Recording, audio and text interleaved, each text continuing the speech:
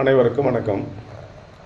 இன்று ஜனவரி 24ஆம் தேதி வெள்ளிக்கிழமை. இன்று மத்திய அரசோ மாநில அரசோ தெரியவில்லை, பெண் குழந்தைகள் தினம் என்று அனுசரிக்கப்படுகிறது. இதில் நான் சொல்ல விரும்புவது என்னுடைய தனிப்பட்ட கருத்தாக, பெண் பிள்ளைகளை பெற்றவர்கள் அதை பேணி வளர்க்க வேண்டும், பாதுகாப்பாக வளர்க்க வேண்டிய சூழ்நிலையில் நாம் இருக்கின்றோம். எனவே அவர்களுடைய பழக்க வழக்கங்கள், நடவடிக்கைகள், அவருடைய சேர்க்கைகள், அவர்களுடைய அந்த செல்போன்கள், அவருடைய வீட்டிற்கு வருவதும் போவதும் காலமின்மை, இவைகளை கணித்து நீங்கள் வைத்துக்கொள்ள வேண்டும். ஏனென்றால் இன்றைக்கு உணர்ச்சி வசப்படக்கூடியவர்கள் பெண்கள். இதனால் ஏற்படக்கூடியது யாருக்கு என்றால் நமக்கு தான், நம் குடும்பத்திற்கு தான். எனவே தயவு கூர்ந்து பெண்கள் பாதுகாப்புடனும் விழிப்புடனும் இருக்க வேண்டும் என்பது எனது தனிப்பட்ட உங்களிடம் பணிவான வேண்டுகோள். வசப்படக்கூடாது, உணர்ச்சி வசப்படக்கூடாது, வாழ்க்கையை சிந்திக்க வேண்டும். இன்றைக்கு பிள்ளையை பெற்றவர்கள் எத்தனையோ பேர்கள் நல்ல பெண்கள் கிடைக்காதா? பெண்கள் கெட்டவர்கள் என்று நான் சொல்லவில்லை.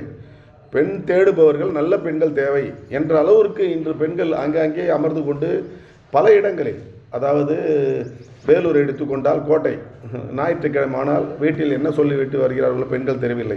அநாகரிகமாக நடக்கக்கூடிய ஒரு செயலாக அந்த கோட்டை கோயில் கொத்தலங்கள் இன்றைக்கு ஒரு வெட்கக்கேடான செயல்களால் அழிந்து கொண்டிருக்கிறது. பாரம்பரியம், பக்தி அனைத்தும் அழிந்து கொண்டிருக்கிறது. இதற்கு காரணம் ஆண்கள் அல்ல, ஆண்களுடன் சேர்ந்து பெண்களும் தான் என்பதை நான் இங்கு வலியுறுத்துகிறேன்.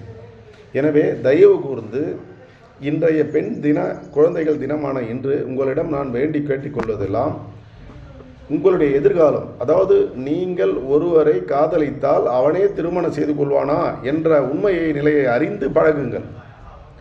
பிறகு வருத்தப்பட்டு இன்றைக்கு பாலியல் குற்றங்களுக்கென்று தனி சட்டங்களை இயற்றப்பட்டு கொண்டிருக்கிறது.